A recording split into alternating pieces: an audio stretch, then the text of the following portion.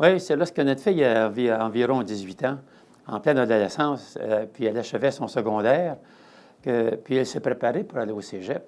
Alors, on s'est aperçu qu'elle avait des difficultés, qu'elle devait relever des nouveaux défis. Puis, ici, ce qui n'était pas facile pour elle, c'est de faire des efforts pour arriver à bien comprendre ce qu'elle devait faire pour réussir son cégep. Alors, l'apprentissage scolaire devenait de plus en plus difficile pour elle.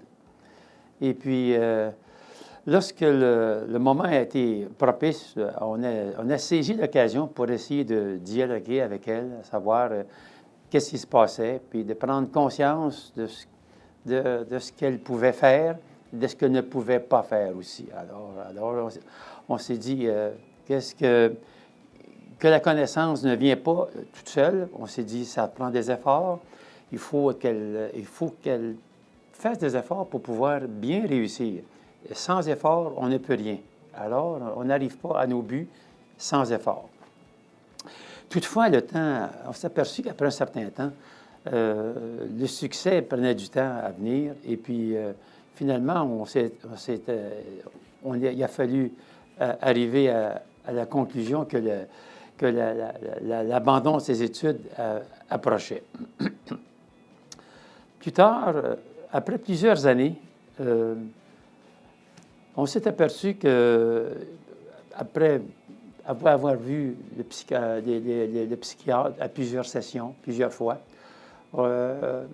et après plusieurs aussi diagnostics possibles, finalement, le diagnostic est tombé qu'elle souffrait qu'elle composait sa vie avec la schizophrénie.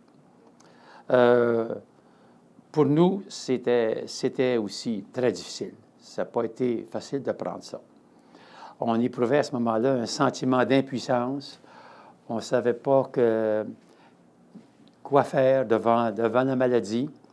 On n'a pas aussi... c'est assez difficile de voir qu'est-ce qu'on pouvait faire.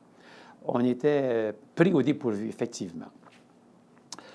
C'était aussi à ce moment qu'a été décidé qu'en tant qu'adulte, et pour nous et pour sa sœur, qu'elle devait vivre éloignée de sa famille. C'était préférable qu'elle ne reste pas dans la famille afin qu'elle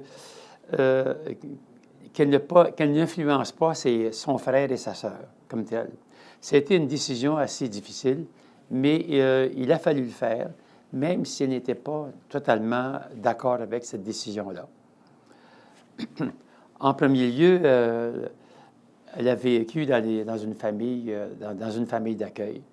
Mais disons que pour couper court une longue histoire, au cours des années qui ont suivi, elle a été dans plusieurs familles d'accueil. Ce qui n'a pas été facile parce que chaque famille d'accueil est différente, a des objectifs différents et aussi des personnes malades dans un entourage qui était des personnes malades différentes aussi. Alors, c'est beaucoup plus tard, après plusieurs années, que lorsqu'elle est devenue plus autonome, elle a vécu un appartement. C'est aussi à cette période aussi qu'on a décidé de contacter la PAM Rive-Sud. On a entendu parler de la PAM Rive-Sud et puis on s'est aperçu que c'était vraiment quelque chose de bien. Parce que ça nous apprenait en quoi la maladie consistait. Qu'est-ce qu'était la schizophrénie? Qu'est-ce que ça comportait? Quelles étaient les difficultés de ces personnes-là, que ces personnes-là rencontraient. Alors, c'est quelque chose qui nous a beaucoup aidés, effectivement. Quand on fait face à de tels problèmes, il faut être conscient qu'il faut aller chercher de l'aide, puis il ne faut pas se refermer sur soi-même. Comme on le sait, la maladie mentale a tous ses tabous aussi, effectivement. Alors, ce n'est pas comme une maladie physique. Quelqu'un qui a un problème cardiaque, souvent, il y a des gens qui sont presque fiers de dire qu'ils ont une maladie cardiaque, qu'ils vont se faire opérer, puis tout va être réglé. Le problème de la santé mentale est différent. Et puis, c'est rempli de tabous. Et il y a toujours une certaine gêne, un certain malaise de la part de la part de la personne atteinte, aussi de la part des proches concernant la maladie mentale. Alors, c'est frappé comme si c'était un interdit. C'est quelque chose que les gens acceptent difficilement comme tel. Alors, c'est pour ça. À plusieurs reprises, depuis quelques années, les journaux aussi font l'objet de maladies mentales. Il y a beaucoup de gens qui ont des maladies mentales et qui commettent des crimes. Et souvent, les gens disent, bien écoutez, les malades mentaux, ceux qui souffrent de maladies mentales, ils sont dangereux. Alors, ce qui est totalement faux, effectivement. Parce que les maladies, il y a seulement qu'à peu près 2 des gens qui ont la maladie mentale qui sont vraiment dangereux.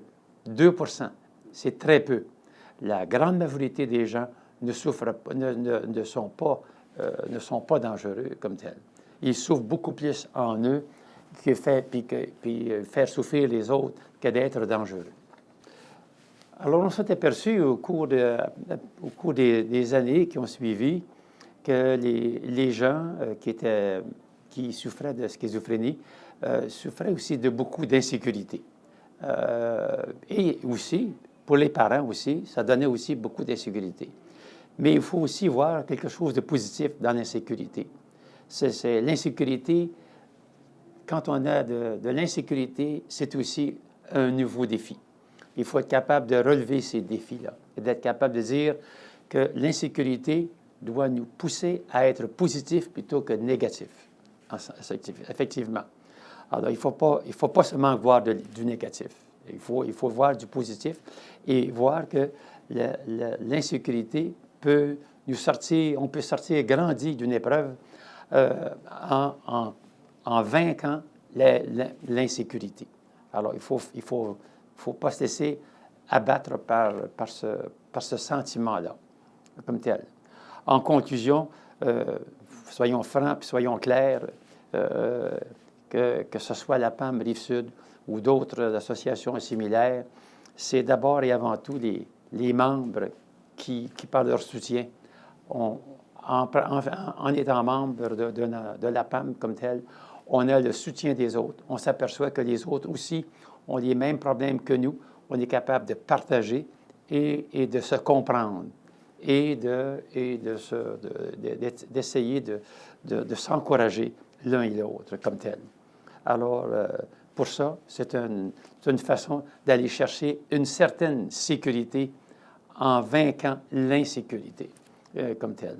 Alors, je termine en disant que la sécurité de chacun se trouve dans la solidarité de tous, et c'est ce qu'on trouve à la PAM Rive-Sud.